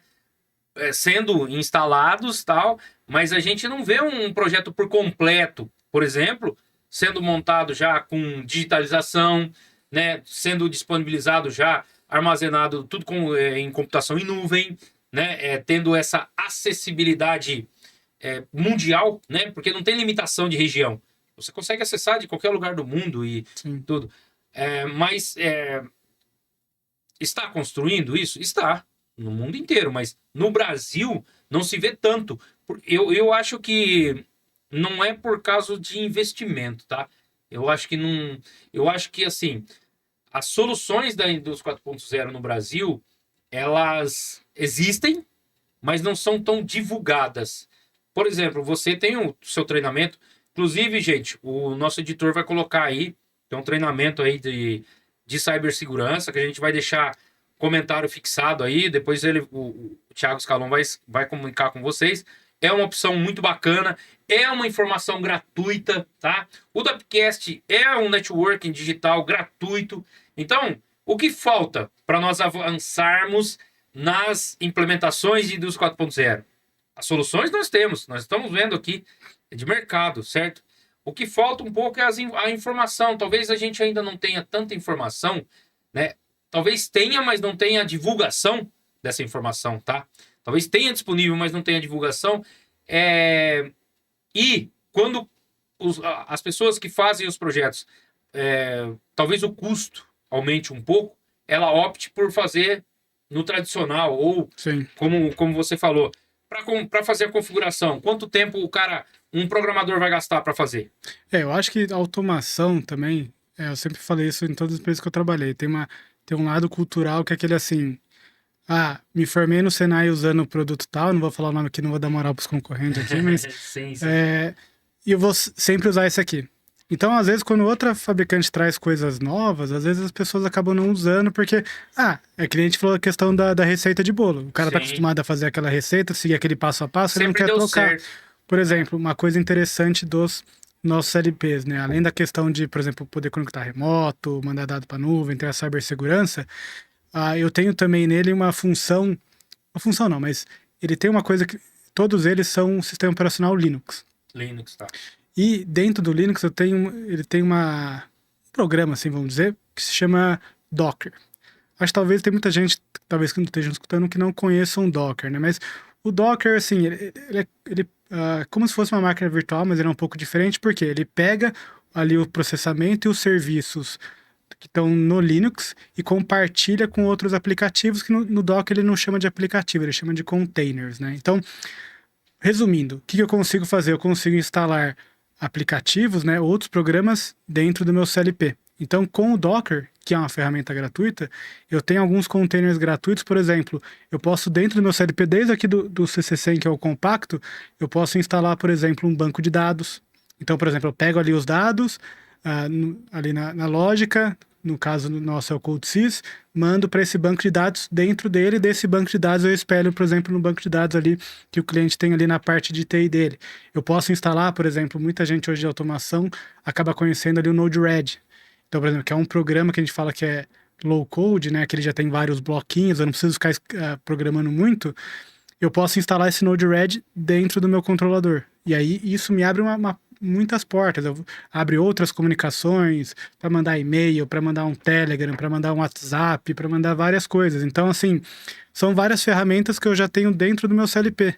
Agora, a gente precisa também de profissionais que queiram ali aprender uma ferramenta nova, que queiram usar. Porque assim, com isso, você pode usar um CLP desse, pegar dados de outro CLP. Cara, você pode fazer um dashboard no Grafana, você pode coletar dados no banco de dados, você pode usar o Node-RED para mandar dado via WhatsApp, via Telegram, você pode mandar dado dele para a nuvem. Você tem a parte de cibersegurança, você tem tudo isso. Mas você precisa de alguém para programar, né? Você precisa de alguém que fale assim, tá, beleza, hoje aqui na nossa planta a gente usa a marca X, a gente faz assim, assim, assado. Aí, para mandar dado para um banco de dados, eu preciso de um supervisório. Para mandar dados para a nuvem, ou nem manda. A gente precisa ter iniciativas, pessoas que comprem a ideia e falem, não, cara, eu vou aprender a programar, eu vou aprender a fazer, porque lógico, por exemplo, na Vago, a gente tem o suporte é gratuito, mas a pessoa também precisa fazer a parte dela, né? Então a gente consegue tirar dúvidas, mas a gente não vai conseguir fazer o projeto, né? Sim, sim, claro. E isso, cara, sim, daqui para frente, os produtos que tiverem, as opções que o Vago está mostrando aí, com certeza os programadores, os profissionais aí que estão no mercado vão ter que se atualizar. Vai ter que ver as opções e vai cair naquela lá que nem você falou do manual lá no início, vai ter que ver as opções, datasheet, começar a avançar o que eu tenho de hardware, o que eu tenho de software, o que eu tenho de opções, né, que eu possa aplicar no meu projeto e que isso fique num formato já atual que eu tenha acessibilidade a todos os dispositivos. Porque se a gente fala de indústria 4.0 e um dos primeiros pilares, vamos dizer, é coleta de dados, né? Porque assim, primeiro eu preciso coletar para depois processar. Sim. Para melhorar a tomada de ação, eu tenho que coletar primeiro, depois eu processo e aí eu vejo o que eu vou fazer, né? Quais dados eu vou utilizar, né? Depois que eu coletei, quais dados eu vou processar para ajudar na minha tomada de decisão, né? Que ela o resumo, gente, da indústria 4.0, tá? É essa acessibilidade com a máquina, né? É eu extrair dados para facilitar e a tomada de decisão ser muito mais assertiva, tá? E aí você pode usar inteligência artificial, você pode usar outras ferramentas com a parte dos dados aí, tá? Indústria 4.0 basicamente, e não é só para empresas grandes, tá? Indústria 4.0 eu acho que ela nivela aí, tem muita coisa que dá para ser usada em empresas médias e pequenas aí, soluções que dá para, cara, alavancar resultados aí, né? Com certeza, se você consumir mais informações, conteúdos como o da Upcast, como outros que tem no mercado e fizer treinamentos, né? Que tem treinamentos gratuitos, gente, que a gente tem aí disponíveis. Se você começar a se atualizar na informação, você vai ver que tem uma solução que você vai conseguir dentro disso tudo ali para sua empresa para aumentar o resultado dela, né? E aí trazer retorno financeiro, organização e tudo mais, né? Bom, cara, eu particularmente quando falo de automação aqui eu fico até entusiasmado, né? Porque eu sou engenheiro de controle de automação, a gente trabalha com projetos também de automação aqui mais aplicados aí em alguns setores e trazendo adequação NR12 também, por isso que eu perguntei da parte de segurança e tudo mais. A gente sempre, e eu também gosto muito de sempre estar me atualizando, então toda a informação que chega aqui é muito bacana, cara. Gostei muito dos produtos e estamos chegando ao final aí do nosso Tapcast. Quando eu chego aí, eu peço que você passe os seus contatos, porque o pessoal que está em casa aí, eu acredito que todos que estão no YouTube já estão inscritos, tá? Já estão inscritos, já deu o joinha aí, porque olha o conteúdo que o Thiago trouxe aqui. Conteúdo, cara, eu só chamo, gente, profissionais aqui, ó, top para vir aqui. E os caras vêm com muita informação, com muita disponibilidade aí de propagar isso, de compartilhar com vocês. Então, o mínimo aí é que você já deixou o seu like, já se inscreveu, tá? E ativou o sininho aí para ser avisado dos conteúdos novos. E também o pessoal vai querer, né? Fala um pouco do treinamento, tá? Tá bom. Do treinamento. O link você deixa com o Luiz vai colocar no comentário, vai ficar fixado aí no comentário. Então você que está no Spotify, no Amazon, no Apple Podcast, já vai no YouTube que vai ter o comentário fixado, você pode fazer o treinamento, é gratuito, é uma forma de você estar se atualizando em tecnologia, tá? Porque, gente, esses dias eu li um jargão sobre a IA e eu sou totalmente... eu concordei totalmente, tá?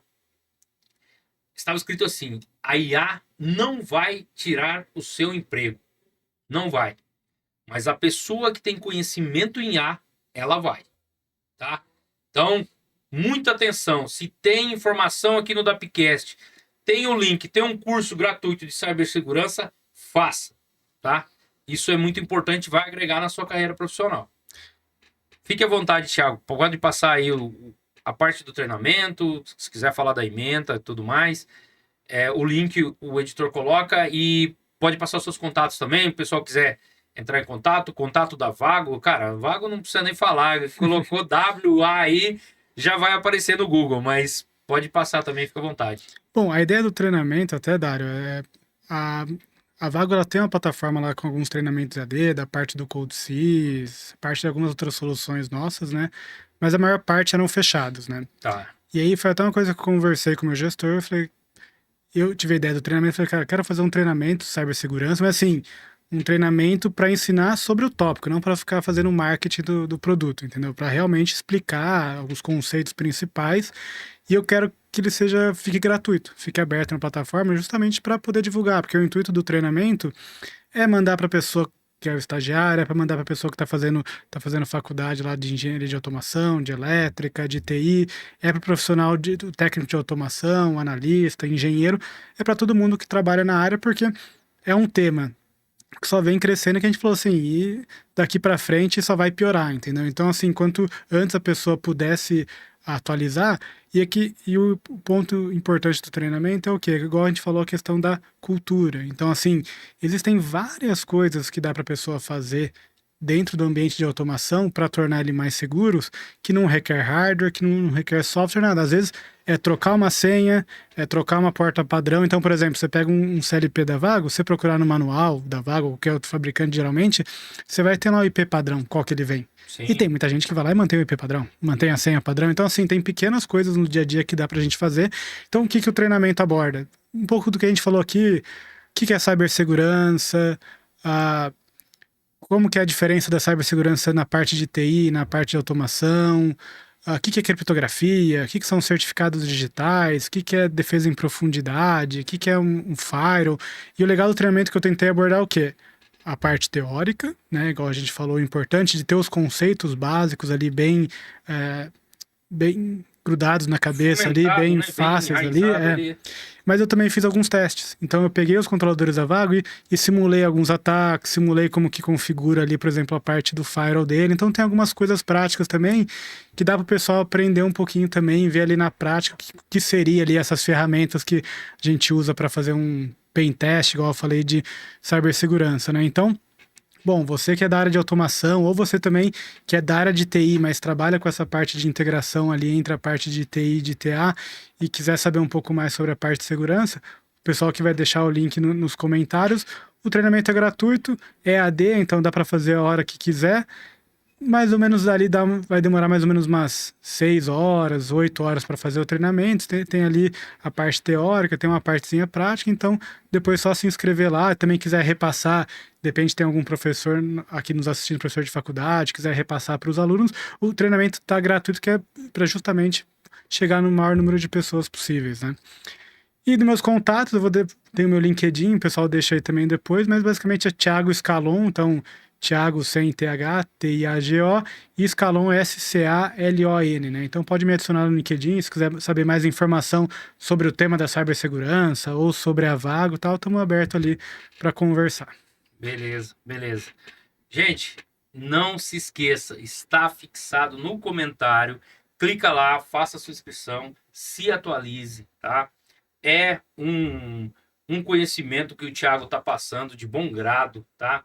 Tem uma bagagem enorme, representa uma marca alemã top. Então, tem muita coisa boa para vocês. Então, aproveitem, tá?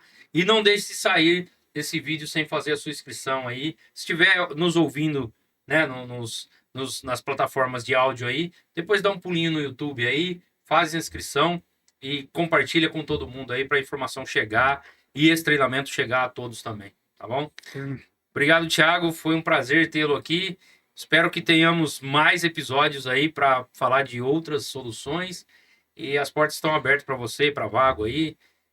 Foi um episódio bacana que agregou muito aí ao nosso público. Bom, obrigado, Dário, pelo convite. Gostei bastante da conversa. Espero que o pessoal tenha aprendido alguma coisa, mas assim, é um assunto que tem muito pano para manga ainda. Dá para aprender muita coisa, dá para entrar em muitos assuntos e é algo para agregar. Eu acho que para o profissional hoje da área de automação, que começar a chegar ali, por exemplo, para uma entrevista, chegar ali no currículo e tiver ali que ele tem um conhecimento, por mais que seja básico ali dessa área, vai começar a ser um diferencial. Então, bom, espero que o treinamento ajude bastante as pessoas na vida profissional delas também. Com certeza, com certeza. Obrigado.